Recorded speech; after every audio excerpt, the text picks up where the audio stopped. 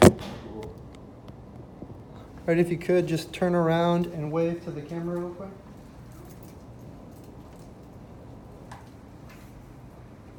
You want DJS hands? All right, so what if I told you guys that one of the leading contributors in climate change was actually our demand and necessity or need for red meat and dairy products?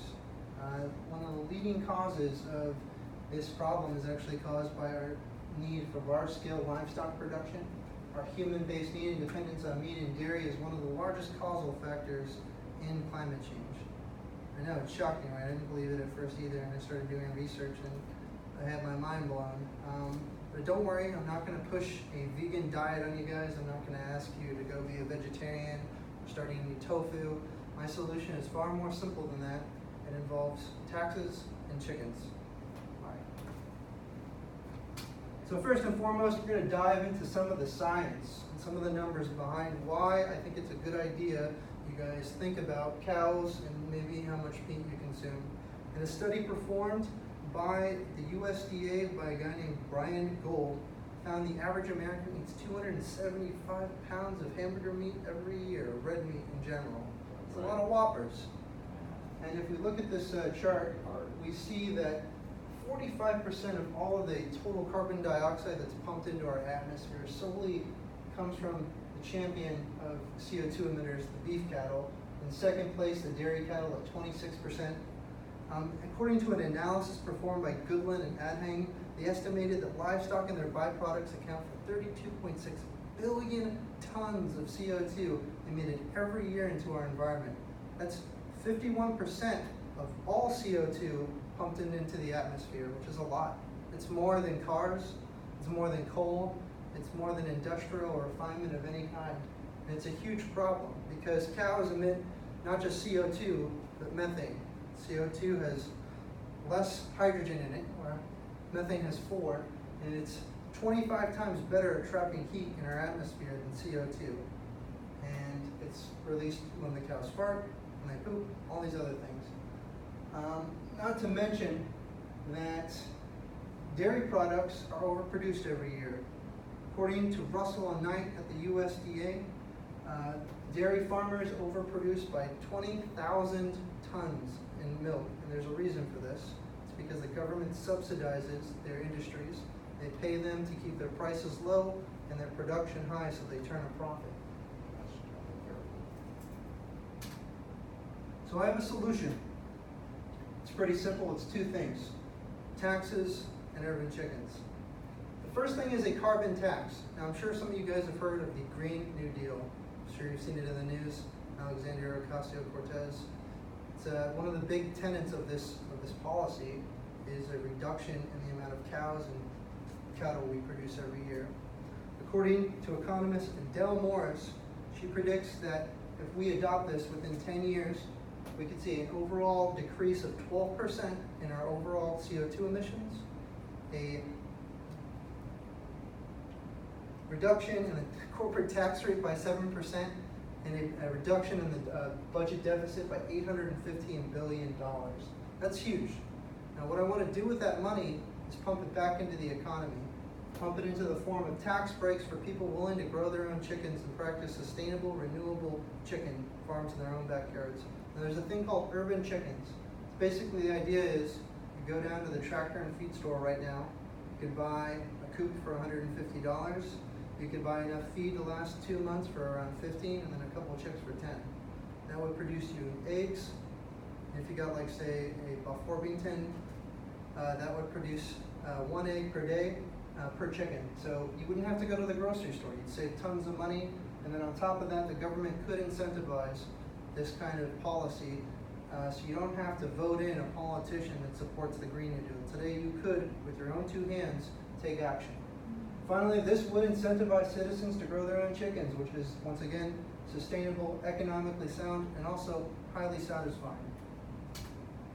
So, we're going to talk about some of the satisfying aspects of owning your own chickens and doing some good for the environment.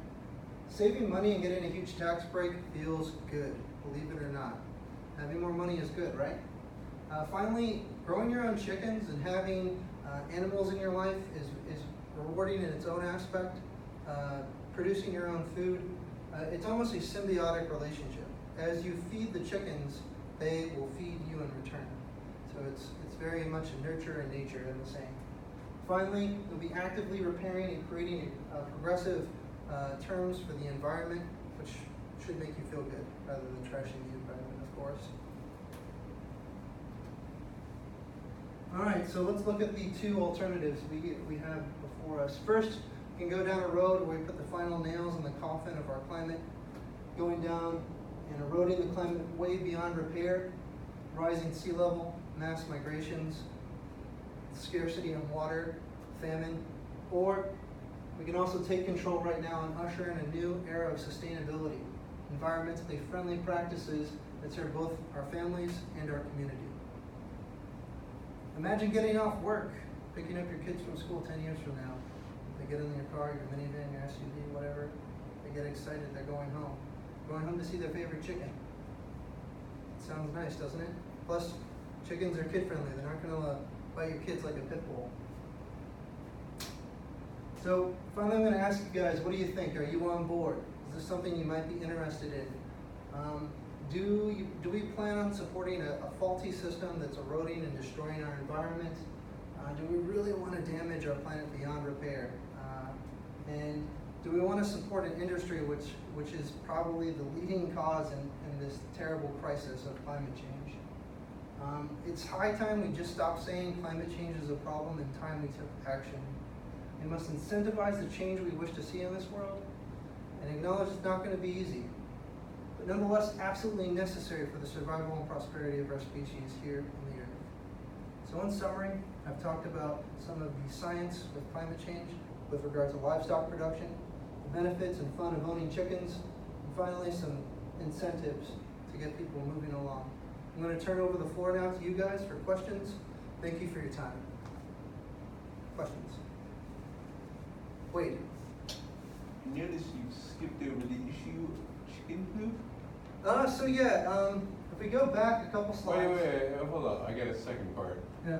You expect me to be on board with a plan where I have to clean up my own chicken poop when the government could do that for me? Well, cleaning up chickens actually would require about like an hour of work a week or even every other 2 weeks. They don't produce a lot of dung. And the great thing about chickens is they actually really do serve well with regard to pest control. They ticks, mosquitoes, bugs in your backyard, cockroaches, you name it. They're great at all those Okay, things. you're skipping over the manual labor of the chicken coop.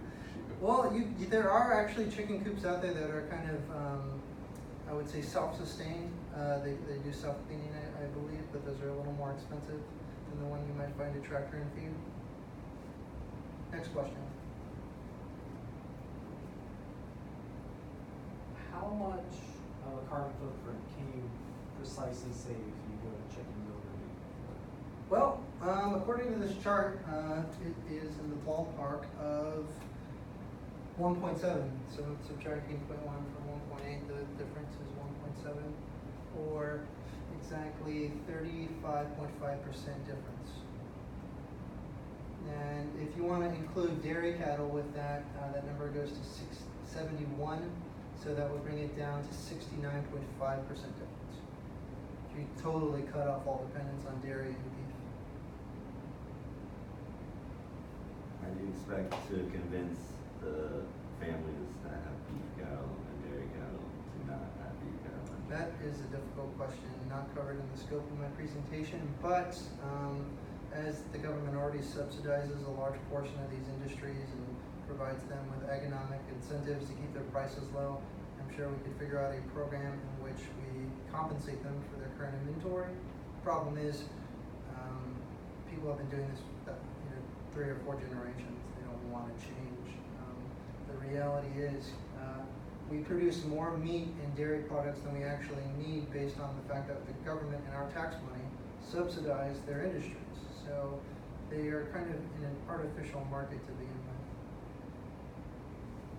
Question? Sounds to me like you're trying to take away our hamburgers. I am advocating for a carbon tax. Yes, that's absolutely correct. The price of your cheese, milk, ground beef, steaks, are all going to go through the roof with a carbon tax based on The carbon tax will be proportionate to the amount of CO2 released, obviously, by each one. And as you can see, beef cattle release the most. So they would probably have the highest level of carbon tax, which is why a lot of people are in opposition to the Green New Deal. Because a steak that's like $10 right now would be probably $15 or $20 after a carbon tax. What about for the people who might live in a city or an area where it's just not really feasible to have your own chicken coop in your backyard? I don't really think this would apply to them. It's more people that have kind of just like a bulk, small, fenced-in backyard to an Well, extent. it'll affect them secondarily Yeah. through the increased prices of like some of their staple foods. Yeah, I mean, we're actually entering a period of the Impossible Burger, or I'm sure you've heard of like the Beyond Burger, Beyond Meat, where we are entering a time period where you can actually synthesize the proteins and the amino acids that create the flavor profile of red meat. And it's not 100% right now, but we're getting there. In about 10 or 15 years, we will have a real large-scale synthetic meat production. They're already kind of doing it in San Francisco, so it's interesting. If you follow the stock market, Beyond Meat, their stock has tripled in the past 2 months. It's a very promising industry because this has no future. I mean, people are going to be paying, like for a T-bone steak in like 20 years, it's going to cost like $100 because we're going to have to phase this out. There's just no other option. We cannot continue producing cattle like this. But won't big ballers such as ourselves want to buy that $100 T-bone steak? Maybe, yeah, maybe it'll just become a food commodity of the super rich. All right, I have to wrap this up, guys. Thank you so much for your time.